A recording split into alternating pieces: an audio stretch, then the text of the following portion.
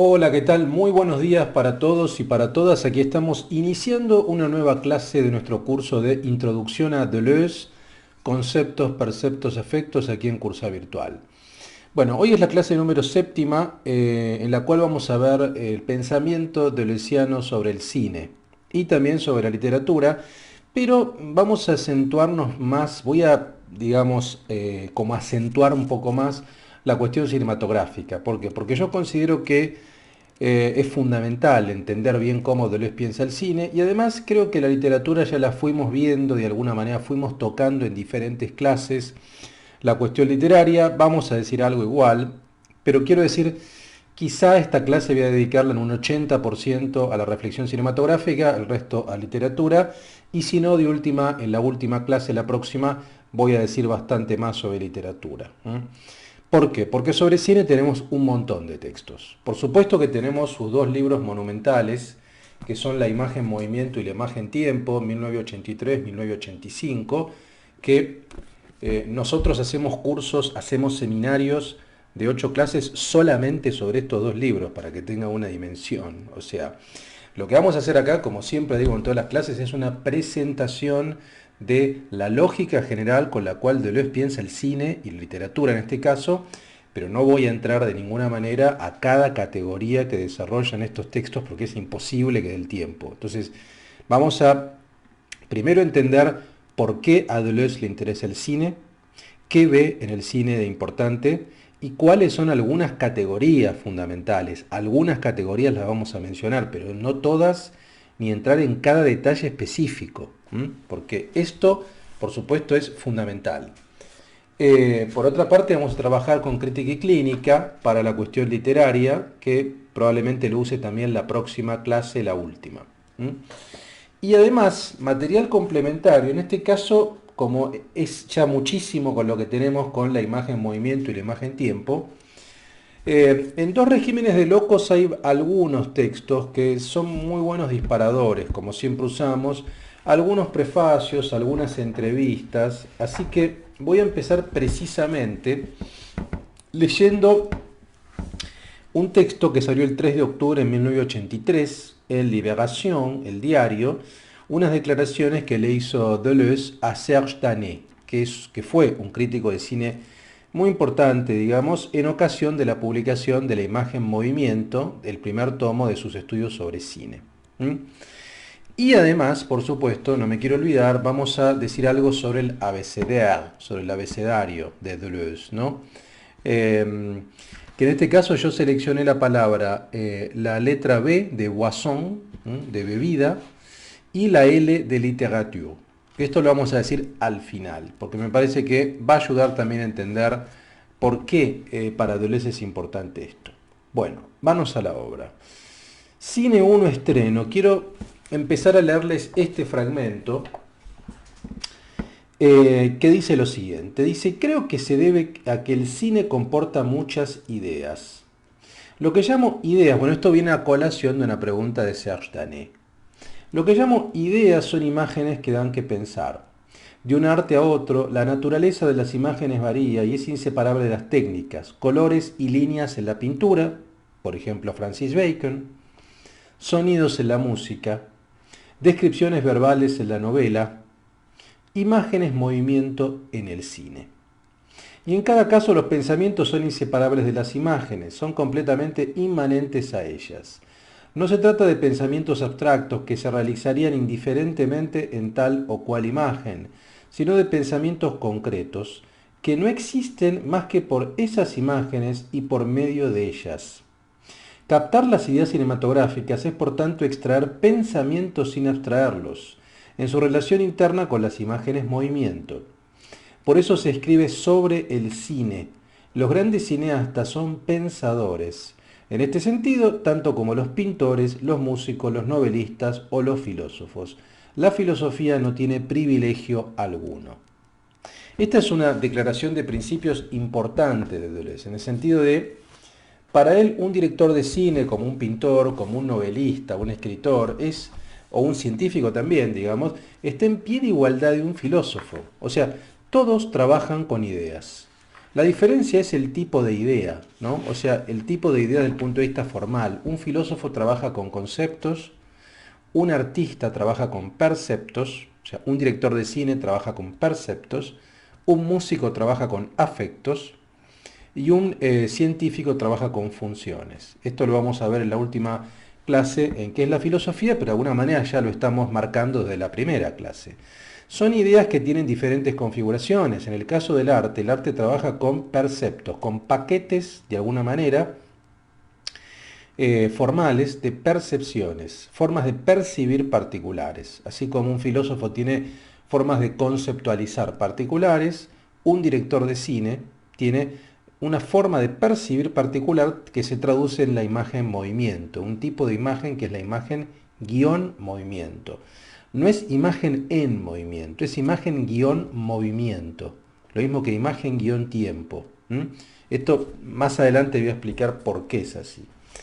La segunda intervención, hay una entrevista muy interesante del año 83, también con ocasión de la publicación de Cinema 1, que se llama Retrato del filósofo como espectador, que es extraordinaria esa entrevista, la recomiendo entera.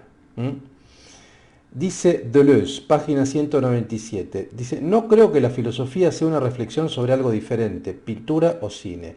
La filosofía se ocupa de los conceptos, los produce, los crea. La pintura crea cierto tipo de imágenes con líneas y colores. Francis Bacon creaba un tipo de imagen que era afín también al pensamiento deleuziano, afín al devenir animal, por ejemplo. El cine crea otro tipo de imágenes, imágenes movimiento e imágenes tiempo. Pero los conceptos mismos son imágenes, imágenes del pensamiento. Comprender un concepto no es más fácil ni más difícil que mirar una imagen. O sea, en el caso del cine, el concepto tiene imágenes. El concepto cinematográfico, que es un percepto en verdad, lo podemos verificar en un tipo de imagen particular. Ya veremos más adelante, por ejemplo, qué es una imagen afección, o qué es una imagen acción, o qué es una imagen pulsión, o qué es una imagen recuerdo, o qué es una imagen tiempo.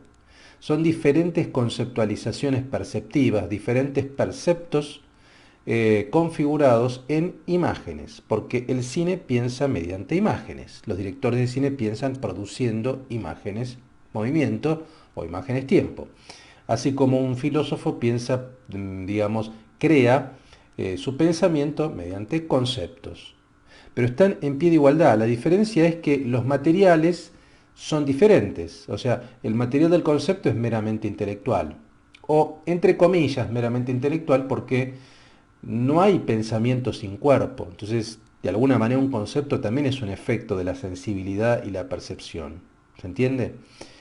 Ahora, el resultado de eso es, por así decirlo, un producto, entre comillas, meramente intelectual, para aprender, que nos permite aprender determinadas cuestiones del mundo. Mientras que en el caso de un percepto o una imagen cinematográfica, una imagen movimiento, una imagen tiempo, estamos hablando de que el material implica necesariamente un tipo de imagen, una forma perceptiva particular, cosa que en un concepto no tenemos, digamos, ¿no? Pero los dos están en pie de igualdad. Deleuze no va a ser, y esto es muy importante, no va a ser, por eso es muy discutible el tema, si bien hablamos de un periodo estético en Deleuze, que es este, es difícil hablar de filosofía del arte o de filosofía del cine en Deleuze. ¿Por qué? Porque a veces hablar en ese sentido implica tomar a las disciplinas artísticas como si fueran meros objetos de la filosofía. Y para Deleuze no es así. Para Deleuze más que tomar objetos, más que subyugarlos o más que aplicarle conceptualidades externas al arte y al cine, es un diálogo. O sea, lo que se produce es un diálogo directo. O sea, un director de cine está en pie de igualdad con un filósofo. No es que el filósofo está por encima y traduce conceptualmente lo que un director de cine hace desde el punto de vista cinematográfico. No. O sea, en todo caso lo que hace es dialogar conceptualmente con los perceptos que produce un director de cine. En todo caso trata de ponerle palabras, de taxonomizar, de clasificar, eso es lo que va a hacer Deleuze en la imagen movimiento y la imagen tiempo, taxonomizar conceptualmente las ideas que tienen los directores de cine desde el punto de vista de las imágenes. O sea, no es obviamente una aplicación de la filosofía al cine, es un diálogo. Son dos lenguajes en pie de igualdad. Esto es muy importante, digamos, ¿no? Acá lo dice, en la página 201 de esta entrevista, dice, no he pretendido hacer una filosofía del cine, sino considerar al cine por sí mismo mediante una clasificación de signos. Es una clasificación móvil que puede cambiar, que solo vale en la medida en que deja ver algo. Es cierto que la composición de este libro es complicada, pero ello se debe a que su tema es difícil. He intentado escribir frases que funcionen como imágenes, que muestren las grandes obras cinematográficas. Lo que digo es muy simple, que hay un pensamiento en los grandes directores y que hacer una película es una cuestión de pensamiento vivo creador. Bueno, acá define con mucha claridad lo que estoy planteando yo en un párrafo, ¿no? Es decir, no hay una pretensión de hacer una filosofía del cine, sino en todo caso lo que tenemos en la imagen movimiento y la imagen tiempo, como él mismo lo va a decir, es una clasificación o taxonomía. O sea, él no crea nada, o sea, él crea la clasificación, por supuesto, que es increíble, es absolutamente extraordinaria, pero va a trabajar con la creación de los directores de cine, o sea, con las imágenes producidas, con los perceptos de esos directores. Los va a clasificar según su punto de vista y valiéndose también de herramientas conceptuales, por ejemplo, de Peirce, por ejemplo, de Bergson, o sea, de ciertos filósofos y pensadores que él ya había trabajado, sobre todo Henri Bergson y Charles Sanders Peirce, ¿no? Les leo alguna otra intervención, esto es importante, por ejemplo, en el prólogo a la edición americana de la imagen movimiento, de 1986, dice, este libro no se propone llevar a cabo una historia del cine, sino aprender ciertos conceptos cinematográficos. Estos conceptos no son técnicos, como diversos planos, ni críticos. Tampoco son lingüísticos. Creemos que el cine es una composición de imágenes y signos, es decir, una materia preverbal inteligible. Lo que llamamos conceptos cinematográficos son los tipos de imágenes y los signos que corresponden a cada tipo. Acá lo dice muy claro, o sea, un concepto cinematográfico es un tipo de imagen, por lo tanto es un tipo de percepto, y no hay una vocación en Deleuze ni técnica, o sea, estos textos no tienen que ver ni con una historia del cine, ni con una crítica de cine, ni con una técnica del cine, ni con una semiótica, una lingüística, un psicoanálisis del cine, no, es de alguna manera trabajar con lo que el propio cine nos da, clasificarlo, taxonomizarlo, traducirlo, entre comillas, desde el punto de vista conceptual y mostrar que los directores de cine, así como Francis Bacon, por ejemplo, en la pintura, es un creador de imágenes, así como los escritores como Proust, como Sacher-Masoch, como Kafka, como los angloamericanos, son creadores también de perceptos desde el punto de vista verbal, los directores de cine lo son desde el punto de vista cinematográfico en pie de igualdad. Y sí, pero lo que sí es cierto es que hay una hipótesis o hay un principio del cual parte Deleuze, es que las imágenes cinematográficas están divididas desde la... Hay un punto que es fundamental, que es la Segunda Guerra Mundial. O sea, todo el primer tomo de la imagen movimiento se centra sobre todo en el tipo de imágenes producidas por los cines de las vanguardias históricas, o sea, de la década del 10, de la década del 20, del cubismo, surrealismo, expresionismo alemán, etc. Y por supuesto el cine de Hollywood, ¿no? De la década del 30, 40, 50, hasta la década del 50, y la imagen tiempo se ocupa sobre todo de las imágenes de la posguerra.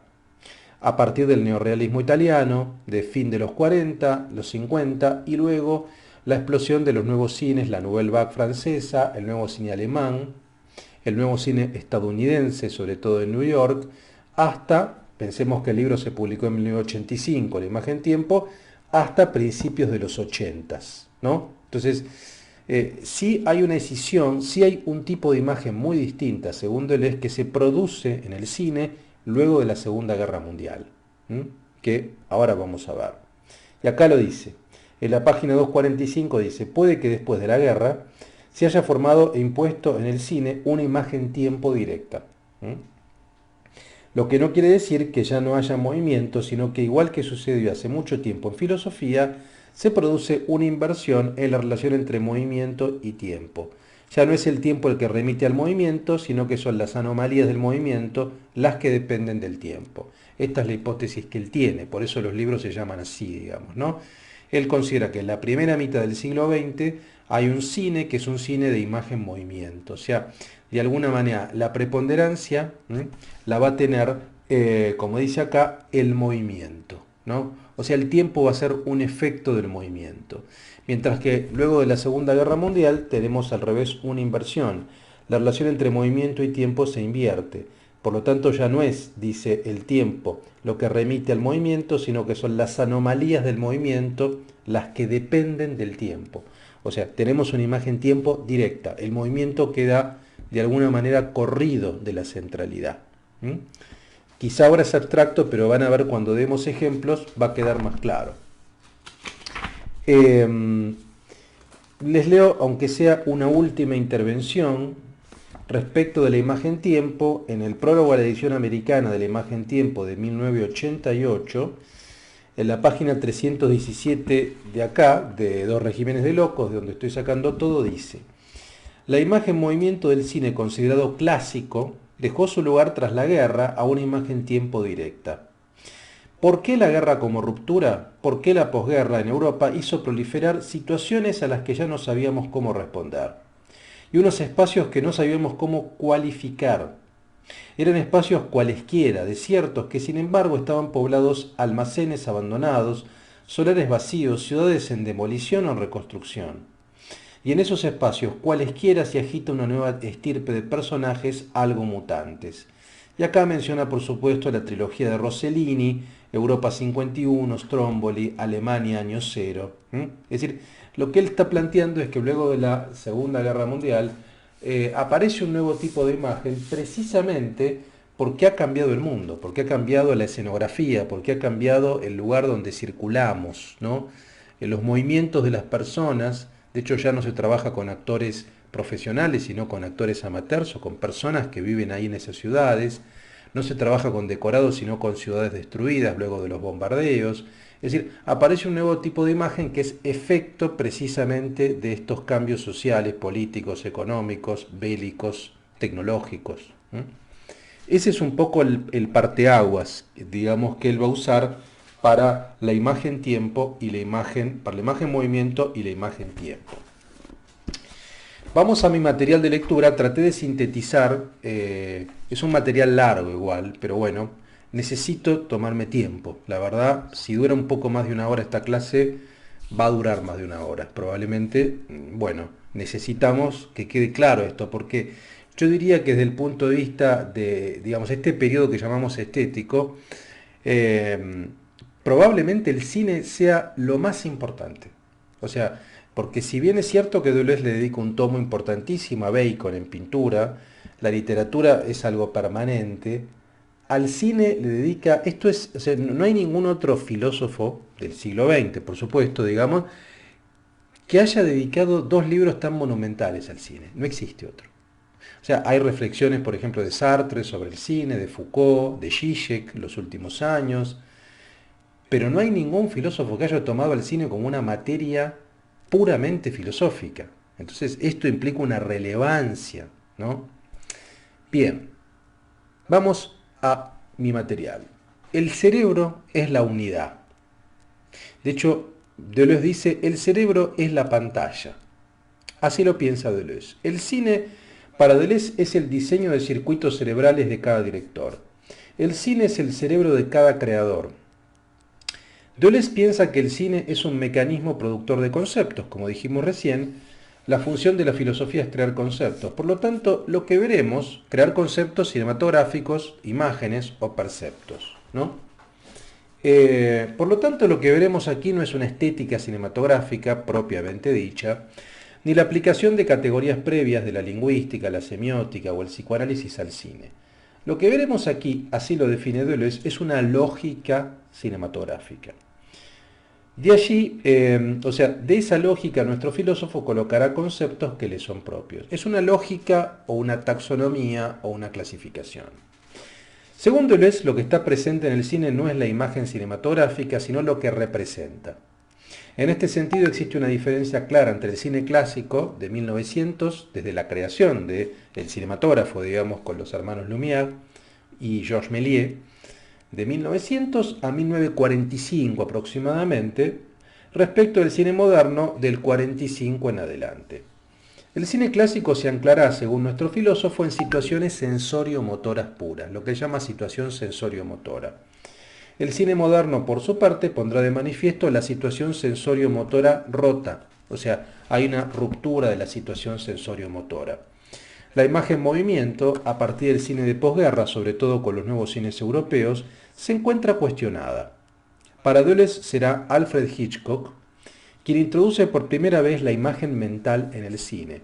El tiempo no deriva de la composición de la imagen-movimiento o del montaje, sino que deriva del tiempo mismo.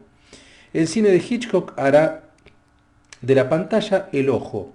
La cámara será un tercer ojo mental. De modo que podemos pensar a Hitchcock como el último de los clásicos o el primero de los modernos. Entonces, este también es un elemento importante. Así como desde el punto de vista histórico la Segunda Guerra Mundial es el parteaguas en los dos cines, desde el punto de vista de la historia del cine, el director de cine que es el parteaguas es Hitchcock. Hitchcock es un director que, filmando al interior de estudios de Hollywood, opera de alguna manera una ruptura, opera una crisis o consuma, como dice Deleuze, consuma la imagen-movimiento a tal punto que luego de Hitchcock no es posible hacer nada nuevo. O sea, va a extremar la imagen-movimiento a tal punto de que ya no queda otra que salir de la imagen-movimiento, y eso es lo que pasa con el neorrealismo italiano, con la Nouvelle Vague francesa, etc. Ahora vamos a explicarlo bien con cada imagen y me parece que se va a entender mejor. Pero es importante esto, ¿no? O sea, lo que corresponde al cine clásico es un cine anclado en la imagen sensorio-motora. O sea, en que ahora vamos a describirla, en que tenemos un héroe, en que tenemos una historia que estructura esa acción, tenemos sobre todo el privilegio de la imagen-acción y de la imagen-percepción y la imagen-afección, mientras que en el cine moderno tenemos la ruptura de ese núcleo sensorio-motor. Los personajes parecen perdidos, vagabundean, y tenemos la primacía de la imagen-tiempo. Dice Deleuze, el cine inaugura circuitos mentales. De modo que así, como cada filósofo inaugura un modo de pensamiento, una lógica propia, también podemos ver a cada gran director de cine como un gran pensador, diferentes cerebros que realizan conexiones y desconexiones disímiles. Los autores que aquí veremos de alguna manera operan con lógicas completamente diferentes. De acuerdo a Deleuze, existen dos grandes modelos lógicos en la historia del cine. El primero, que es la totalidad abierta racional del cine clásico, y la segunda, que es la ruptura de la continuidad total en el cine moderno. O sea, antes de la Segunda Guerra Mundial, luego de la Segunda Guerra Mundial. Imagen-movimiento, imagen-tiempo. Así como en el cine clásico predomina la imagen-acción y la continuidad perfecta, en el cine moderno predominará la discontinuidad y las conexiones irracionales. Claro está que esto responde a determinadas razones filosóficas, culturales y sociopolíticas que estudiaremos. No casualmente los nuevos cines surgen luego de la posguerra, cuando el mundo se encuentra disociado y devastado. Por tanto, resulta claro que para Deleuze el objetivo al escribir los dos tomos de sus estudios sobre cine era construir, y acá lo cito, una clasificación, un régimen de signos del cine, una verdadera taxonomía de las imágenes y los sonidos, una lógica y no una estética del cine. Por eso, la cuestión de la estética cinematográfica en Deleuze está disputada, porque hay en Deleuze una vocación más, insisto, lógica, taxonómica, de clasificar, ¿no?, ese tipo de imágenes y no tanto de definir un tipo de estética privilegiada. Es decir, cuando digo estética privilegiada no hay una vocación perceptiva particular que privilegie. Él trata de ver los diferentes perceptos y los clasifica. Al comienzo de la imagen movimiento, el primer tomo, Deleuze deja en claro su proyecto. No hacer una historia del cine, sino una clasificación de imágenes y signos cinematográficos. Pensar los conceptos que el cine suscita. Para ello recurre a dos referentes filosóficos que van a ser Henri Bergson, en particular a su obra Materia y Memoria, de 1896, y a la obra lógica de Charles Sanders Peirce, el gran creador, fue un gran Peirce, un gran pensador de la semiótica, ¿no? Fundamental. Entonces, y Bergson, un compañero filosófico de larga data. Pensemos que Deleuze ya publica el bergsonismo, es uno de sus primeros libros, el bergsonismo, ¿no? En la década del 60, ese breve texto. O sea, por tanto, Bergson ya estaba presente fuertemente en la filosofía de Deleuze. Ahora bien, Deleuze plantea lo que él denomina las tres tesis del movimiento de Bergson, que le van a servir sobre todo para pensar o para decodificar el cine. ¿Cuáles son esas tres tesis? La primera dice la tesis que confunde el movimiento con el espacio recorrido. Aquí Deleuze plantea o da cuenta de lo siguiente: el movimiento remite un acto, el recorrer, que no es divisible, a diferencia del espacio recorrido, que sí es divisible. Por lo tanto, el movimiento depende del tiempo y no del espacio recorrido. El cine dará cuenta del movimiento puro liberado del sustrato espacial. El movimiento es indivisible, el espacio es divisible. El movimiento es heterogéneo e irreductible, el espacio es homogéneo y reductible. El cine será un falso movimiento, el cine es un arte del tiempo. Como decía el director ruso Andrei Tarkovsky, hacer cine es esculpir en el tiempo. Entonces acá, a ver, el eje de esta primera tesis es separar el movimiento del espacio recorrido. El espacio recorrido, como decimos acá, se puede segmentar. Digo, si yo, no sé, si yo recorrí una cuadra, esa cuadra la puedo segmentar en, no sé, 1 kilómetro, varios metros, o sea, la puedo segmentar desde el punto de vista matemático. La diferencia es que el movimiento, por supuesto que cuando yo recorro una cuadra me estoy moviendo, ¿no? Ahora, no es lo mismo el movimiento que el espacio recorrido. El movimiento es una gestualidad, es una pulsión, ¿se entiende? O sea, el movimiento no es divisible. Yo no puedo dividir mi movimiento, puedo dividir el espacio que yo recorrí moviéndome. Son cosas distintas, digo. Por supuesto, cuando yo me muevo, voy recorriendo un espacio. Lo que sí puedo dividir es el espacio, lo que sí puedo segmentar es el espacio, lo que sí es reductible es el espacio. Ahora, el movimiento que se da sobre el espacio es indivisible, es irreductible. ¿Se entiende? ¿Por qué? Porque es algo que está en movimiento, porque es algo que no puedo frenar, digamos, ¿no? Entonces, lo que dice Deleuze es que el cine da cuenta más del movimiento que del espacio recorrido, ¿no? El movimiento es indivisible mientras que el espacio es divisible. Ahora, en todo caso, el movimiento lo puedo captar en un margen de tiempo. O sea, yo me moví en un margen de tiempo. El cine lo que va a hacer es captar eso. Va a captar el movimiento al interior de la temporalidad. Por eso para Deleuze lo que dice es, por eso acá decimos, el movimiento depende del tiempo y no del espacio recorrido.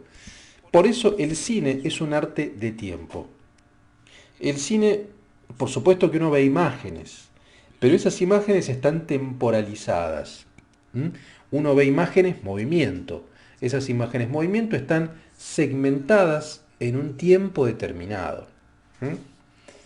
La segunda tesis, dice, es la que plantea que hay dos modos de reproducir el movimiento. Dice, Deleuze plantea que hay dos modos de reproducir el movimiento según recortes inmóviles. Los movimientos privilegiados y los instantes cualesquiera, que ya mencionamos. La técnica del cine se apoya en el instante cualesquiera, no en el privilegiado. Lo que privilegiará ciertos instantes es el patos de las imágenes o la tensión dramática. Es decir, el cine consiste en, de alguna manera, filmar instantes cualesquiera. O sea, no es un instante particular o peculiar, sino en todo caso, cualquier cosa, cualquier movimiento es susceptible de ser cinematográfico. Entonces, de alguna manera lo que dice es que sí, dentro de esos instantes cualesquiera habrá algunos que son más desde el punto de vista del patos, desde el punto de vista de la tensión dramática, tienen más fuerza que otros, por supuesto. Cuando hay un conflicto muy evidente, cuando hay un elemento fundamental en un film, ahí tenemos una tensión dramática mayor, digamos, ¿no? Pero eso no quiere decir que sea privilegiado. Son imágenes cualesquiera, no hay una imagen superior a otra. ¿Se entiende? No hay una jerarquía en ese sentido. Y sí es importante esto, pensar la noción de recorte inmóvil. Es un recorte inmóvil, pero en ese recorte inmóvil, al interior del recorte inmóvil hay movimiento, hay movilidad. Y la última tesis es la tesis que plantea que el movimiento es un recorte móvil de la duración. Dice, el movimiento es un recorte inmóvil del todo. El movimiento es un recorte inmóvil del todo. El movimiento es cambio, cambio en la duración. El cine no es imagen en movimiento, sino imagen en movimiento. No es la imagen lo que se mueve, sino en sí es movimiento que dura. El tiempo, no el espacio ni la imagen, es la materia del cine. La realidad del cine es que el movimiento es un corte móvil de la duración, es un cambio cualitativo. Por tanto, según Bergson, de acuerdo a la lectura de Deleuze, el movimiento es lo que acontece entre sus partes o bien lo que expresa la duración del todo. El movimiento remite a los objetos de un sistema cerrado, por tanto el cine no son cortes inmóviles del movimiento, son imágenes movimiento, es decir, cortes móviles de la duración. Posteriormente la imagen-tiempo será la duración, la relación y el volumen más allá del movimiento mismo. A ver, acá hay que diferenciar porque puede generar cierta confusión esto, ¿no? Decimos, el movimiento es un recorte inmóvil del todo. Ahora, el movimiento en sí es cambio en la duración. ¿Qué es el movimiento? Esta es la definición del movimiento de Gilles Deleuze. El movimiento es cambio. O sea, cuando algo se mueve, cambia. Cambia de lugar, cambia de vestido, cambia de característica, cambia de peinado, cambia de gesto. Moverse implica cambiar. Es cambio en la duración, en un tiempo determinado. El movimiento implica cambio. Dice, no es la imagen lo que se mueve en sí, sino el movimiento que dura. ¿Mm? La realidad del cine es que el movimiento es un corte, el movimiento es un corte móvil de la duración. El movimiento es un corte móvil, porque el movimiento implica cambio, digamos, ¿no? Implica cambio. Y luego dice, es un cambio cualitativo, es un cambio de cualidades, es un cambio de características, es un cambio de atributos. ¿Mm? Por tanto, dice, el cine no son cortes inmóviles del movimiento, sino que son imágenes movimiento. Son cortes móviles de la duración. ¿Mm? O sea, el corte móvil que es el movimiento al interior de la duración. ¿Mm? Este es un punto fundamental. El movimiento es un recorte móvil de la duración. Esa es la definición que plantea Deleuze. Entonces, eso es lo más importante. Vamos a sacar esto que yo dije antes porque se puede prestar a confusión, donde digo que el movimiento es un recorte inmóvil del todo. Esto se puede prestar a confusión. Vamos a centrarnos en que el movimiento es cambio en la duración. Deleuze hace una diferenciación, dice, bueno, sí, él trata de justificar, pero yo diría, vamos a centrarnos solamente en esta noción de que el movimiento es cambio en la duración y que el cine básicamente es imagen-movimiento y es un corte móvil que implica un cambio cualitativo, ¿no? A ver, esto se puede justificar, digo, cuando decimos recorte inmóvil del todo, estamos hablando de un recorte inmóvil del todo, de la totalidad, mientras que el movimiento es cambio en la duración al interior del film, ¿se entiende? Son cosas distintas. Una cosa es el recorte inmóvil del todo, o sea, de la totalidad, más allá del cine, y otra cosa es el movimiento al interior del film. Pero yo no quiero quedarme en esto porque tampoco quiero centrarme en el análisis tan detallado de Bergson, porque no es un curso sobre la imagen-movimiento, es sobre Deleuze en general. Entonces, quiero que entiendan sobre todo cómo Deleuze piensa el cine. Y el cine lo va a pensar como cambio en la duración. Es eso, cambio en la duración. Es decir, el cine remite digamos, un sistema cerrado, no del todo, sino cerrado al interior del cine.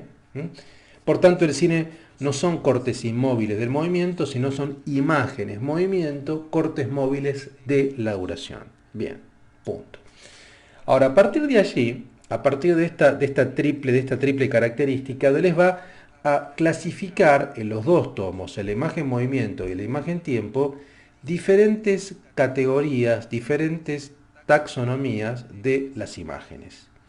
En el primer volumen, en la imagen movimiento que corresponde al cine clásico sobre todo y el cine de las vanguardias históricas, va a hablar de imagen percepción, imagen afección, imagen pulsión, imagen acción de la gran forma e imagen acción de la pequeña forma. Y luego, en el segundo tomo, la imagen tiempo, va a hablar de la imagen tiempo, si bien la imagen tiempo tiene también subclasificaciones, como la imagen cristal, como el cristal de tiempo. Yo no voy a centrarme tanto en eso, voy a hablar solamente de la imagen tiempo en general, porque si nos metemos en las subclasificaciones de la imagen tiempo, también es mucho más complicado y se nos va a ir muchísimo la hora. Entonces quiero que entendamos esta partición en dos. Primero, ¿cuál es la imagen más primitiva que presenta la imagen movimiento? Es la imagen percepción. La imagen percepción es la imagen más básica, es la percepción de la cosa es percepción, la imagen referida a la cosa. Esta puede ser objetiva o subjetiva. En el primer caso, el punto de vista es de alguien exterior al conjunto enfocado, en el segundo, el enfoque es de alguien que forma parte activa del conjunto. Es algo así como la conciencia de la cámara. Entonces, la imagen percepción es algo tan simple como que en tanto y en cuanto hay una cámara que enfoca algo, en tanto y en cuanto esa cámara enfoca algo, tenemos la conciencia de la cosa. Ahora, la diferencia es que si la percepción o el punto de vista, que siempre es el de la cámara, es hecho por alguien externo a ese grupo, hablamos de una imagen percepción objetiva, porque miramos desde afuera ese grupo. Ahora, si la percepción es hecha desde dentro, hablamos de una imagen percepción subjetiva. O sea, si el punto de vista de la cámara es de un protagonista o de un personaje que forma parte de ese grupo, va a ser subjetiva. Si es exterior, va a ser objetiva. Esta es la primera imagen. Por supuesto que estoy simplificando.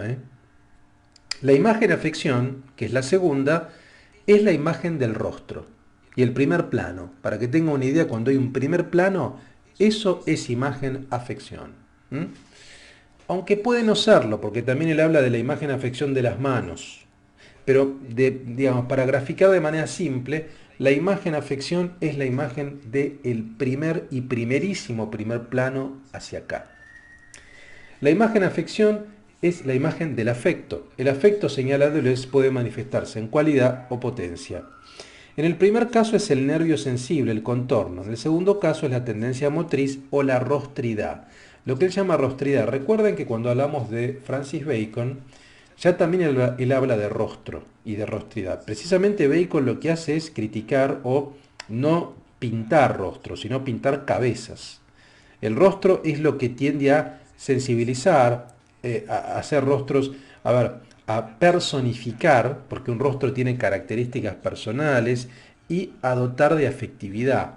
El rostro te hace emocionar. ¿Por qué una imagen afección se centra en el rostro?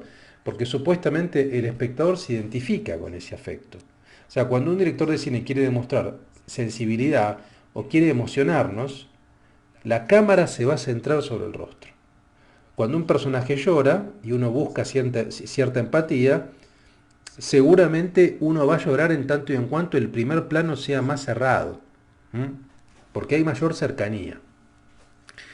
Entonces, el rostro pasa de un estado a otro, se puede ver actualizado en estado de cosas o expresados en rostros. Bueno, hay muchos ejemplos de esto. Los ejemplos que da Deleuze, por ejemplo, son los del cine de Bergman, ¿no? Donde prácticamente es un cine centrado en rostros, sobre todo en el rostro de Lee Bullman, en películas como Sonata de Otoño, Persona, o La Pasión de Juana de Arco de Karl Dreyer, digamos, que es una película básicamente hecha con primeros planos, ¿no? Es cine puramente afectivo. O una película más reciente, por ejemplo El Cisne Negro, con Natalie Portman, que también los primeros planos son fundamentales. Cualquier película que tenga un privilegio de primeros planos es una película afectiva. Es un cine de tipo afectivo, donde se privilegia la imagen afección. La imagen pulsión es la tercera, que es la imagen un poco más compleja y que a Deleuze le interesa mucho. Dice, la pulsión no es afecto ni sentimiento, es un afecto degenerado o una imagen embrionada, o una acción embrionada. La imagen pulsión posee dos signos, síntomas o fetiches. Así como la imagen afección es el rostro, La imagen pulsión está centrada en imágenes de fetiches sexuales, zapatos, fragmentos del cuerpo, seccionar el cuerpo, o síntomas o ciertas actitudes que son repetitivas, ¿no? Es la imagen privilegiada, por ejemplo, por directores como Luis Buñuel o Erich von Stroheim. Esos son los dos directores que toma como modelos de este tipo de imagen Deleuze, Buñuel y von Stroheim, expresados a través de recursos como la repetición de la imagen o la violencia. Algunos ejemplos que da Deleuze son, por ejemplo, sí, cuando Buñuel filma ciertos cabellos o cuando filma ciertos zapatos de mujer. Es decir, y los personajes suelen ser personajes movidos por la pulsión sexual o cualquier tipo de pulsión, o sea, la pulsión del dinero, en el caso de von Stroheim, por la avaricia, la pulsión gastronómica de comer, es decir, siempre y cuando sean personajes movidos por esa pulsión, va a ser imagen-pulsión. Y es un tipo de imagen naturalista. Esto él lo compara mucho con la literatura, por ejemplo, de Émile Zola, en el sentido de que ese tipo de literatura es una literatura de sintomatologías. O sea, por fuera de los hábitos, por fuera de las normas sociales, por fuera de las pautas de comportamiento, son personajes que muestran de manera visceral, de manera extrema, cómo son movidos por la pulsión. Y él lo compara mucho también con la filosofía nietzscheana. Para él es un tipo de cine de corte nietzscheano. La imagen-acción, por último, del primer tomo, él la divide en la imagen de la gran forma o la imagen de la pequeña forma. Dice, también se la puede conocer como la gran forma, es el emblema del modelo del cine clásico americano que estructura su imagen en géneros. El western, el film histórico, el melodrama, la comedia musical, el policial noir. Es decir, son géneros, ¿no? Bueno, ese tipo de cine se expresa a través de la fórmula SAS de situación a situación transformada por la acción. Los afectos y las pulsiones se encarnan en comportamientos y emociones que ordenan y transforman a los personajes. Se manifiesta por intermedio de dos fuerzas antagónicas, el héroe, el cowboy, supongamos, el policía, versus el antihéroe, el villano, el delincuente, el criminal. El modelo del duelo del western es un ejemplo clásico. Otro ejemplo es la batalla de Matrix de las hermanas Wachowski de Neo contra los agentes Smith. En la imagen-acción, el medio es lo englobante y el personaje transforma ese conjunto a través de relaciones y acciones. La imagen-acción es el emblema del cine de comportamiento, algo que vemos también en la escuela del Actor Studio, institución donde estudiaron Marlon Brando, James Dean, Mickey Rourke, donde la clave es que solo cuenta lo interior, pero esa interioridad del personaje se pone en evidencia a través de comportamientos y gestualidad. O sea, es un cine de gestualidad con un tipo de actuación un poco afectada, producto de esa gestualidad. Lo importante acá es que la imagen-acción, así como la imagen-afección se centra en el rostro, la imagen-pulsión se centra en la repetición pulsional, la imagen-acción se centra en el comportamiento, el héroe, el montaje paralelo americano, típicamente americano, que busca producir suspenso, que busca producir expectativa, y sobre todo es un cine de imagen de plano general. El ejemplo típico de esto es el western. O sea, el western comienza siempre con un plano general, o sea, con un plano al pueblo, un plano al desierto. Es lo contrario de la imagen-afección, que es un plano recontra cerrado sobre un personaje. Acá tenemos un plano sobre el territorio, es un cine territorial. De hecho, western es clarísimo, el oeste, digamos, es un territorio específico. También lo vemos, por ejemplo, en El policial negro, es un cine urbano. Vemos un plano en la ciudad de New York con lluvia. Y luego vamos avanzando hacia los personajes y luego llegamos a la imagen-afección, ¿se entiende? O sea, es un cine de comportamiento, es un cine donde la clave va a estar precisamente en la acción. Pasamos de una situación a otra situación mediado por la acción. El héroe actúa, el héroe reacciona, el héroe lleva a cabo un objetivo determinado y la situación previa se va a transformar hacia una situación nueva, producto de la acción del héroe, que es el personaje central. Es el cine clásico. Esta es la fórmula todavía hoy el cine que vemos, el cine mainstream, el cine de Hollywood mayoritario, es este tipo de cine, es el cine estructurado según Deleuze con la imagen-acción de la gran forma. Hay una diferencia que el cine, este tipo de cine, hay un cine de acción de la pequeña forma. Dice, a diferencia de la SAS, en este tipo de imagen se pasa de una acción a otra acción transformada por la situación. Es como una inversión. O sea, el anterior era SAS, de situación a situación transformada por acción. El de la pequeña forma es de acción a acción transformada por la situación. Esto quiere decir que es el reverso y que la acción avanza a ciegas, ¿no? A diferencia de la imagen-acción de la gran forma que avanza de forma orgánica y englobante, en este tipo de esta subdivisión de la imagen-acción no es una imagen en espiral, sino elíptica, con grandes blancos, no es estructural, sino un acontecimiento aislado. Su organización es equívoca e irónica. Los factores de la gran forma, por ejemplo, la pantalla de CinemaScope, el color, la suntuosidad del vestuario, los decorados, el Star System, las estrellas, las celebridades, todo eso comienza a entrar en crisis. El cine de la imagen-acción de la pequeña forma comienza a dar cuenta de ello y los géneros, si bien se mantienen, el policial, el western, la comedia musical, se mantienen pero de alguna manera pervertidos, ya no tienen que ver con aquel cine de la década del 30, 40, sino que ya tenemos este tipo de características horadadas.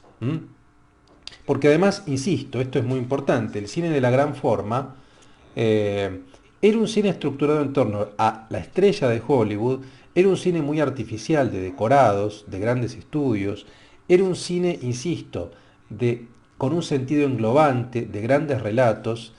Todo esto empieza a entrar en crisis precisamente con la Segunda Guerra Mundial. Al interior de los estudios se va a dar precisamente con esta imagen-acción de la pequeña forma. O sea, ya al interior se empieza a dar. Pero luego ya en Europa se empieza a dar a partir del surgimiento de nuevos cines, del neorrealismo italiano, la Nouvelle Vague francesa, y sobre todo hay una imagen, hay un personaje que va a ser fundamental, que va a ser Alfred Hitchcock, ¿no? Alfred Hitchcock precisamente va a ser quien consuma el cine, este cine clásico de la gran forma, y lo va a llevar a la imagen mental. Hasta acá es mi material de cine, luego tengo algo de literatura, pero quiero leerles la imagen movimiento. Tengo 3 citas de cada uno de los libros. Vamos a leer estas citas porque quiero agregar algo de la imagen tiempo también para que entiendan la ruptura. Me parece que queda claro lo que corresponde a la imagen movimiento. Bueno, en la primera parte lo que yo había marcado es en el prefacio, que recomiendo que lo lean. El prefacio básicamente lo que plantea Deleuze es lo que ya dijimos, ¿no? Que este libro es una taxonomía, un ensayo de clasificación de imágenes y signos, y se va a valer sobre todo de Peirce, del lógico norteamericano Peirce, y de Bergson. Esto ya lo dijimos, así que no voy a entrar allí. La parte de montaje, lo que corresponde al capítulo de montaje es importante. Yo no lo mencioné, pero recomiendo que lean el capítulo de montaje. Allí lo que va a hacer Deleuze es analizar 4 tipos de montajes.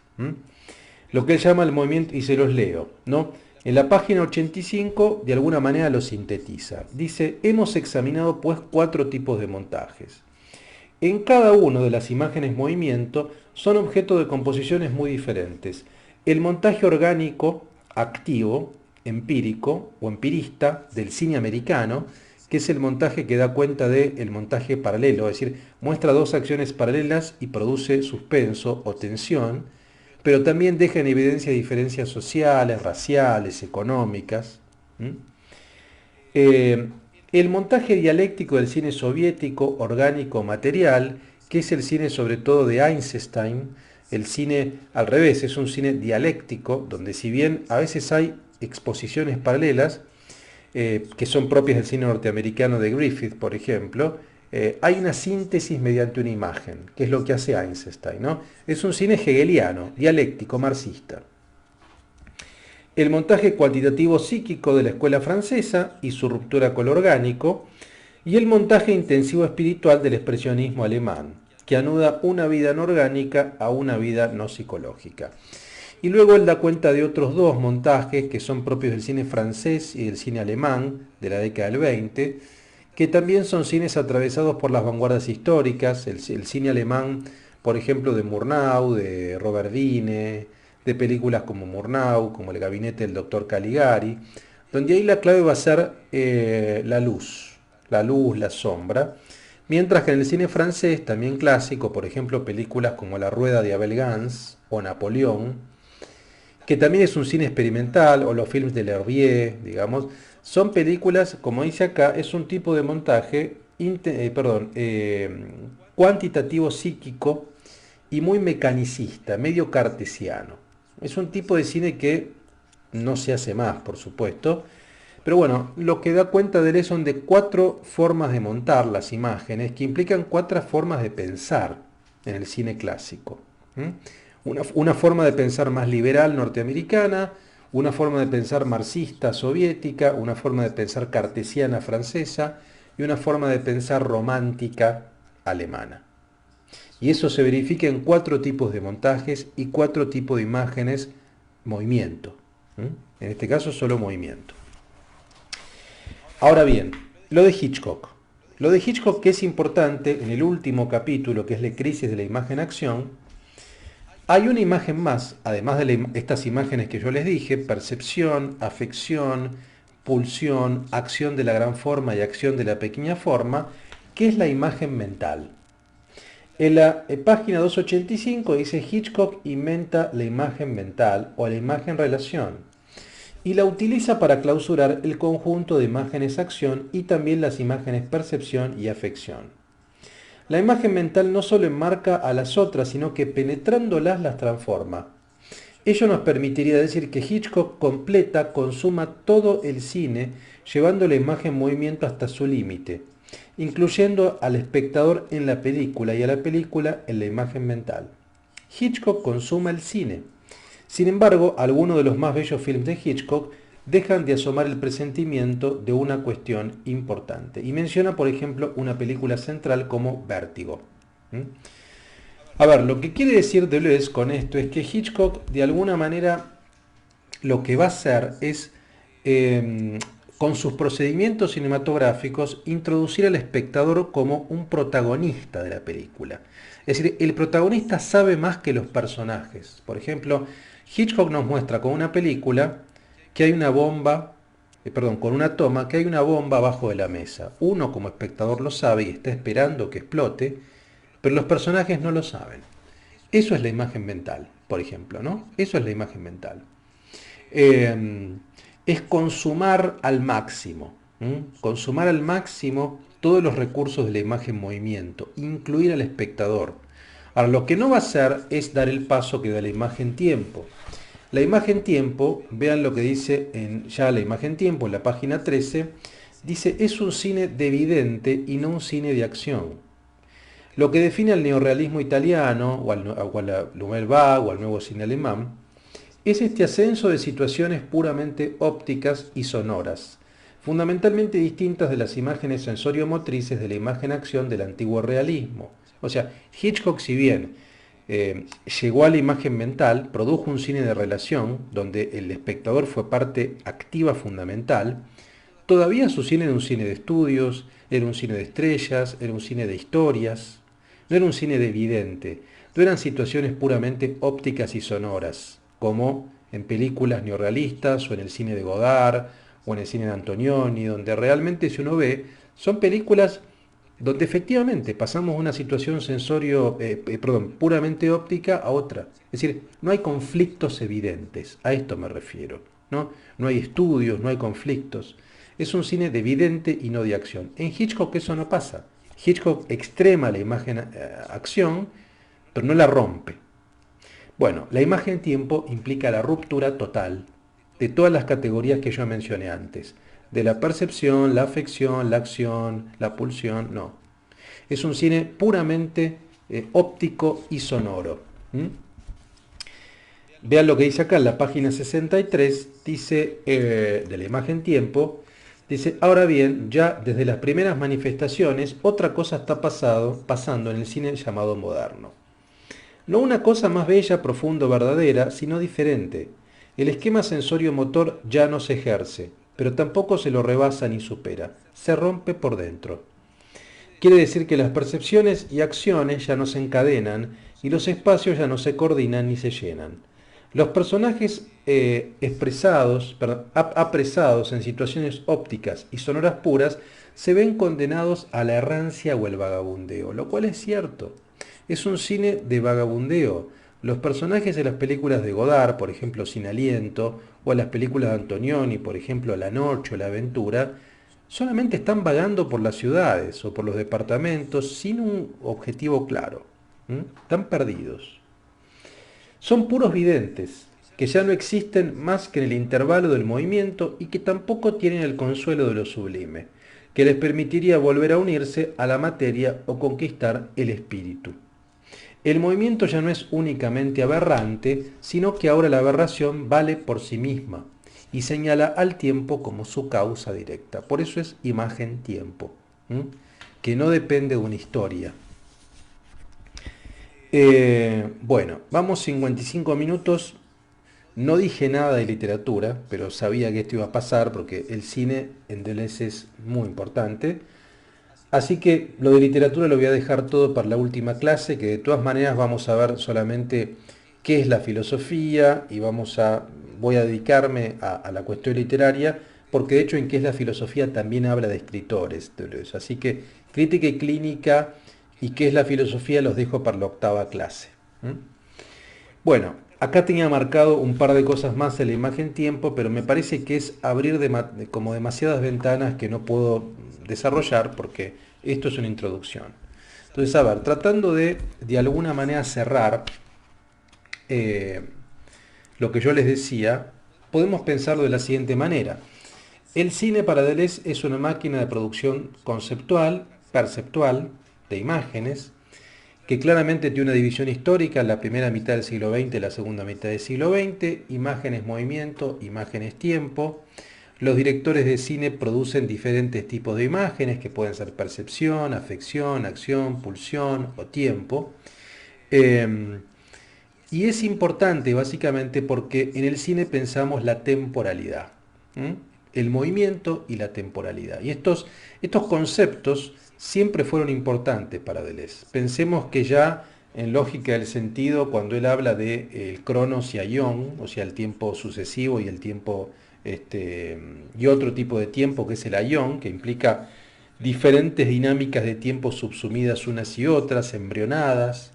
O sea, es lógico que el cine le interese como una máquina para pensar la temporalidad. Y las imágenes. Y las imágenes.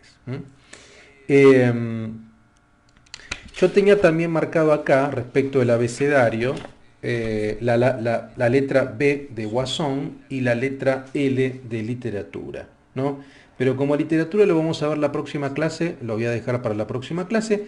Sí voy a cerrar con esto de la B de Guasón o de beber, de bebida. Está un poco asociado obviamente con la cuestión literaria, porque él habla de los escritores y el beber, ¿no? Algunos escritores como Thomas Wolfe o como Scott Fitzgerald o como Jack Kerouac, que su producción está muy unida a la bebida. Entonces quizá tampoco tiene sentido que lo plantee ahora si voy a hablar de literatura en la próxima clase. Así que voy a dejarlo todo para la próxima clase y ahí vamos a analizarlo con más detalle. Bueno, espero que les haya interesado, espero que no haya sido demasiado abrumador, pero realmente Deleuze y el cine es un tema. A ver, si puedo transmitirles algo en esta clase introductoria, es que Deleuze y el cine es fundamental. O sea, es el filósofo que yo creo que más herramientas nos provee y nos permite y nos otorga y nos brinda para pensar el cine. O sea, no hay otro filósofo en el siglo XX más importante que Gilles Deleuze para pensar la cinematografía. No lo hay. No lo hay. Realmente no lo hay. Son libros únicos. Únicos. Por supuesto que si quieren privilegiar alguna parte, yo diría lean los prefacios de los dos libros, de la imagen movimiento y la imagen tiempo, y con los prefacios van a tener una muy buena introducción. O sea, por lo menos van a tener idea de por qué para Deleuze el cine es central, más esta presentación que hicimos acá, por supuesto, ¿no? Que creo que más o menos quedó claro también esa división entre imagen-movimiento. Lo que me importa es esta división entre imagen-movimiento e imagen-tiempo. ¿A qué se debe? Se debe sobre todo a la ruptura del núcleo sensorio-motor, a la ruptura de las coordenadas históricas, y es un tipo de imagen distinta que está motorizada por el tiempo en sí, independientemente del movimiento de una historia particular, como es la del cine clásico. Punto final para esta clase, 1 hora redonda. Por supuesto, cualquier intervención, cualquier duda, cualquier consulta en el foro de la cursada me encuentran. Estoy a disposición. Si quieren ampliar también lo que quieran ampliar, allí estamos. Y nos vemos la próxima clase entonces ya con la octava, última. Y vamos a hacer un cierre y un balance respecto de todo el seminario. Les mando un fuerte abrazo. Gracias.